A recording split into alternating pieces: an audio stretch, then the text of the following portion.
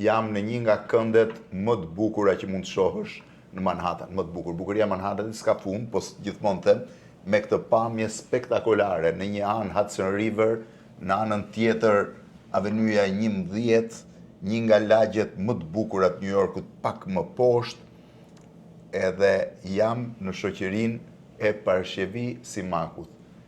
E shkundi gjithë Shqipërinë në ditët e dhjetorit me videon që u publikuan atë kohë. Në fakt, shumë veta më kam pyetur atëherë, videon ma dërguan disa shqiptarë të Amerikës, po njëri prej tyre besova se më dërgonte shumë video, pata frikë mos ishte montazh, pata frikë mos ishte sajuar, dhe i thash atij ta verifikonte, nuk e gjente dot as në website, dhe që t'isha fare i ndershëm, sepse nuk i dija rrethanat, shkruajta vetëm kush më jep më shumë informacion për këtë video. Pastaj u bë nami. E kuptova shpejt kur fola me Eltonin, dhe sot e kuptova akoma më mirë, që ajo gjendje nuk ishte një hall i Parashevis, po ishte një zgjedhje e Parashevis. Parashevi, ti zgjodhe vetë të shkoje të jetoje jashtë? Absolutisht. Nuk është se kisha hall, s'kishe të ardhur, as kishe miq. Jo, absolutisht. Shkova sepse mbas Covidit më duk një gjë e jashtëzakonshme që ndodhi. Sikur nuk jetonte njeri, sikur s'kishte njeri të gjallë. Ishte bosh New Yorku. Bosh New Yorku. Edhe më bë si një pse u zhduk bota kështu, çfarë do bëhet? Edhe thash që mund të vë pak nga kjo frymëzimi që kam marrë në gjithë këto vite, si artiste, si këngëtare, si shkrimtare. Dhe nga që studiova kaq kohë në anglisht, e më duk një gjë shumë normale. Ti studiove pak literaturë fetare, apo jo? Po. Po nga të erdhi kjo bindje? Po një dëshirë që jam rritur, nëna baba im ngriheshin në mëngjes, shkonin në gjumë, i luteshin Zotit. Allahut. E në kavaj, ne ngriheshim edhe vetëm Allahun njohim si Zot. Pra që nga fëmiria jote në kavaj, ty t'ishte fiksuar kjo historia e Zotit, dhe pastaj fillove të lexoje edhe librat fetar? Po, se s'kam pasur kur kohë të studioj, edhe mu dha mundësia që të shkoja në Brooklyn, në një shtëpi shumë të mirë atje. Që merrej me këtë gjë? Që vetëm studioja. Dhe pastaj vendose të dili dhe të jetoje vetë për jashtë rreth 4 vjet e gjysmë, në mos gaboj. Ku jetoje? Aty në Times Square mostly. 24 orë për jashtë, nuk ishe shtëpi tjetër. Aty flije, kush të ushqente? Po, kishin shumë organizata që kujdeseshin se ishte shumë... Që sillnin ushqim? Ishte gjë e madhe kjo homeless, nuk ishte një gjë e rastishme, jo vetëm unë. Kishin me qindra gra edhe burra që ishin homeless. Homeless, Parashevi, është zgjedhje për shumicën e njerëzve apo mundësi? Është zgjedhje. Sepse njerëzit mendojnë që ata janë vetëm nga pamundësia. Është zgjedhje. Çdo ditë, çdo natë ne kishim organizata që na jepnin batanie, rroba. Që kërkonin t'ju çonin nëpër shtëpit. Po, thoshin aman, është falas, kudo që. Po, për shelter që quhen, po. Për shelter. Edhe të gjithë donin të rrinin për jashtë. Pra, është zgjedhje e njeriut vetë. Të qëndroj aty. Po jo, ishte një gjendje jashtëzakonshme. Po 24 orë çfarë bëje? Më shumë kam shkruar në Facebook, në MySpace, tweeting. Po. Gjatë kohës. Nga që studioja, gjithmonë shkruaja dhe studioja. Po kur ishte ftohtë, kur ishte ngrohtë, kur nxehej, kur binte shi. Si shtëpi, si të përhershme që e kisha gjatë gjithë kësaj kohe, duhet falenderoj Starbucks. Starbucks, pse? Atje më njihnin të gjithë ata. Shkoja flija në mëngjes, rija ngrohtë kur ishte ftohtë, ose freskohesha kur kisha kondicionar, po. Pija me 3-4 kafe në ditë, të gjitha falas, atyre u duke shumë e çuditshme që unë isha shumë e sjellshme, nuk isha kështu si agresive. Homeless. Unë vetëm i lutesha, i thosha të lutem një kapë kafe. Gjithmonë më sillnin. Po para kishe? Po, gjithmonë na jepnin sa herë që të shikonin në rrugë ulur me telefonin, na jepnin plot. Njerëzit ishin shumë compassionate. Po shumë prej atyre që ishin për jashta, ishin për arsye të abuzimeve me drograt, me probleme tilla. Ti s'kish asnjë problem tillë. Absolutisht. Kur në jetën tënde? Se jam rritur në Kavaj. Po me njerëzit e tjerë që rrihen. Si kulturë. Si kemi pasur kur. Drogën e këto. Kur rrihe me njerëzit e tjerë, me ata që rrinin po aty për jashtë, a ishe miqësuar me ta, flisje, rrje? Oh, gjithmonë. E dinin që ishe artiste, që ishe këngëtare? Jo, askush nuk e dinte.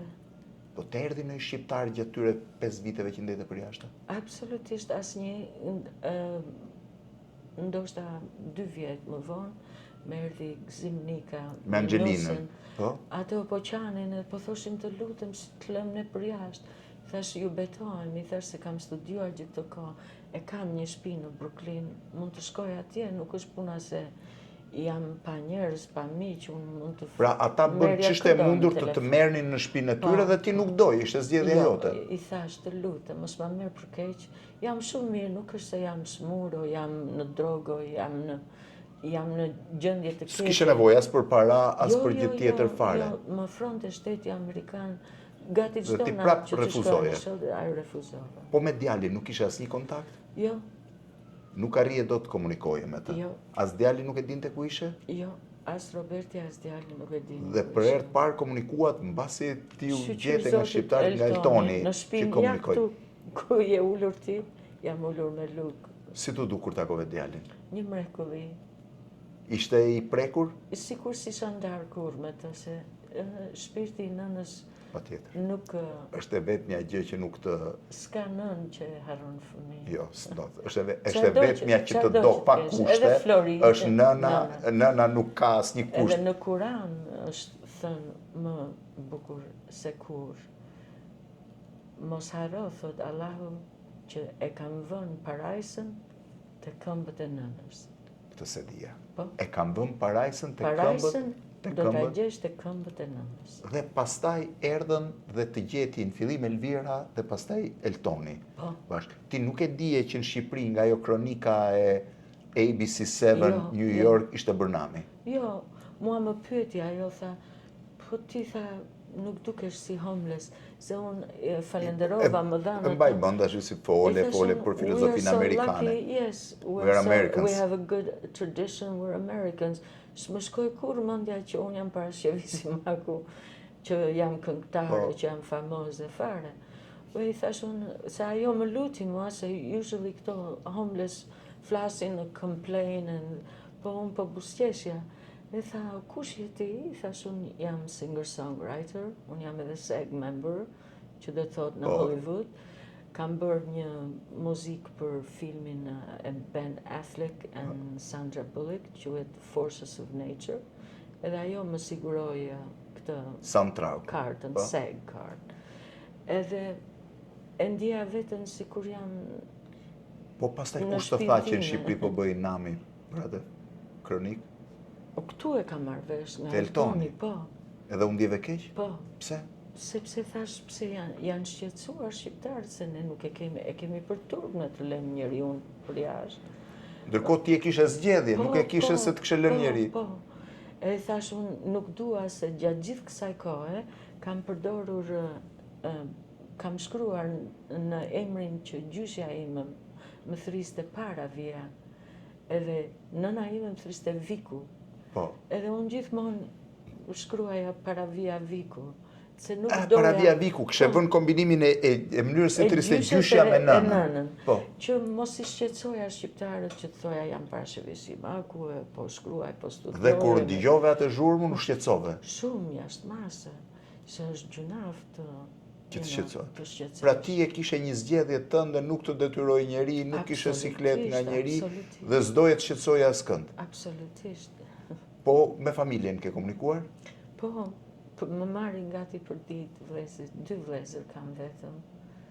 Nëna dhe baba më kanë shkuar, po ata jetojnë tek fëmijët. Patjetër. Çdo brez lën një brez tjetër. Tani jam me parashevin në shtëpinë e Elton Lirianit, do shkojmë për darkë, një gjë po ju them, zërin e kishte spektakolar. Spektakolar. Kështu që ne do ta mbyllim me muzikë edhe ta këndojmë dhe njerë moj marak, maraku i shkret, se marak ne i ka ngel gjithë Shqipërisë. Ta këndojmë dhe njerë. Pa tjetër. Ky marak, maraku i shkret, nuk ma len zemrën e qetë. Dashurin që kam për ty, nuk e ndroj pasha dy syt. Parashevi shumë faleminderit. E keni top parashevin, rrini të qetë. Faleminderit ju. Tani mikrofoni ka pasur këto të kuqe, ka qenë